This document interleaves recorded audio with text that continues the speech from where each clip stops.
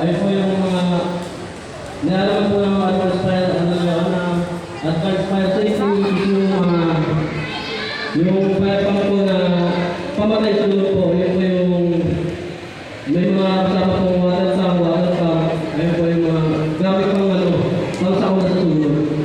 Ginawa po namin sa DK, kaso nga lang po yun po nangyari ng tulong.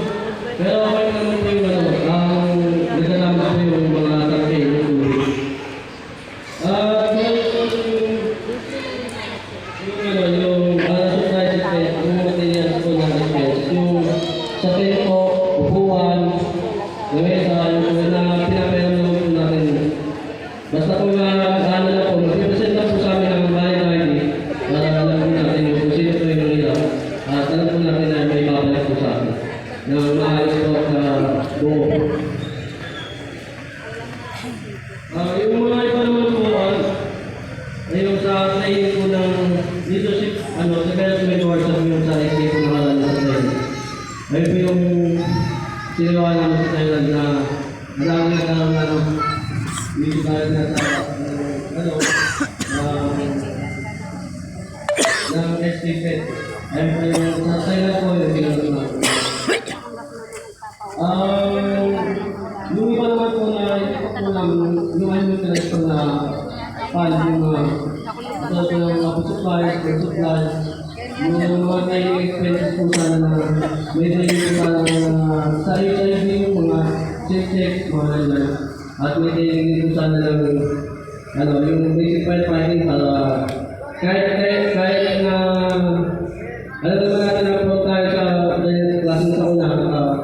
Alam natin yung gagawin natin kasi kadalasan ng pag nagkakaroon po na sunod ang ginagawa po natin ginagawa natin mas mauna po yung panic po kaysa sa yung dapat natin gawin. Kasi pag alam natin yung gagawin natin sa una na yun, mas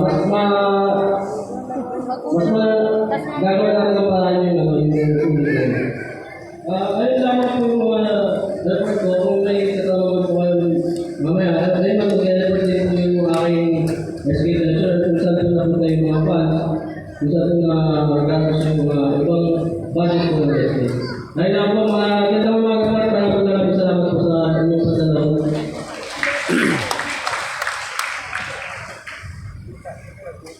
Kung maganda po mga po sa aking magandang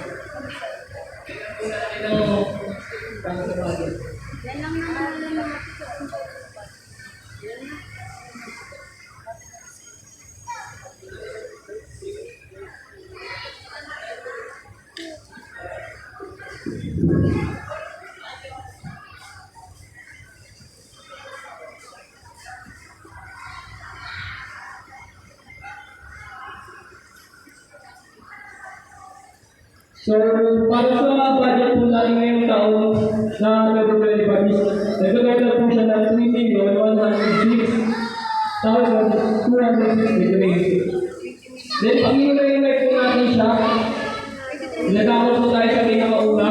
Ang malalala po. So, kabuo ang total po ng ang nalalaya sa isang taon ay 720,000 na nag-aatingan ng siyam na SK member. Kasama na po ako, ang mga SK kagawan ay sulat po ng 20,000 quarterly po. So yung kapag isa-isa quarterly po, nasulat po kami ng 180,000. So, apat na quarter, 180 times 4, 720,000 Jason Dog.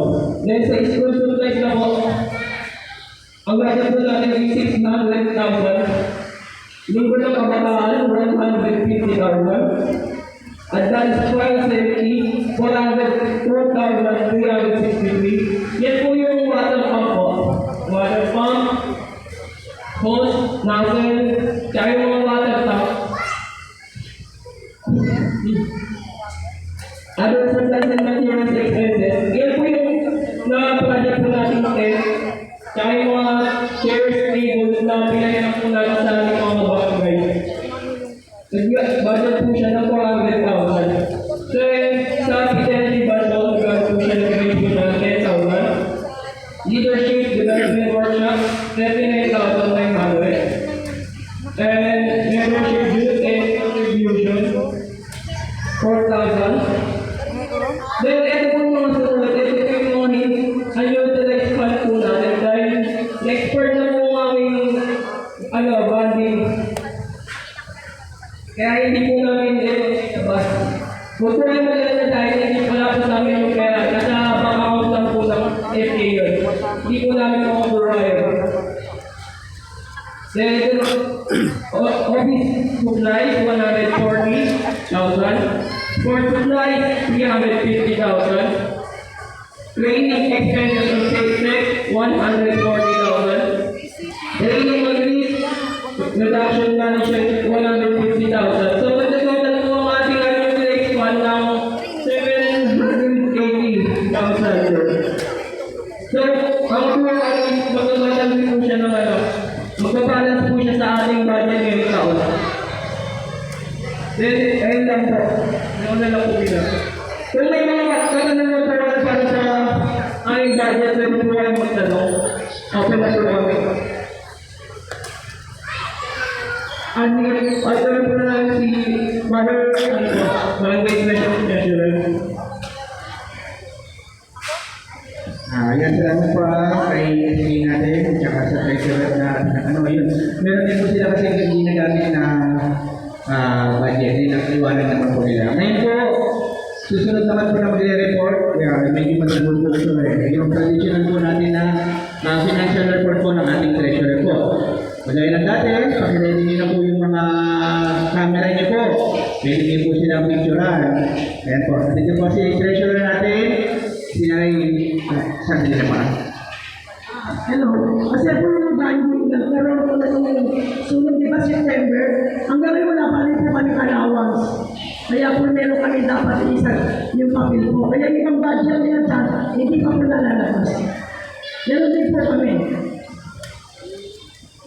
Ayun po, magre-report na po na financial report po ang ating treasurer po, si Naniwana po.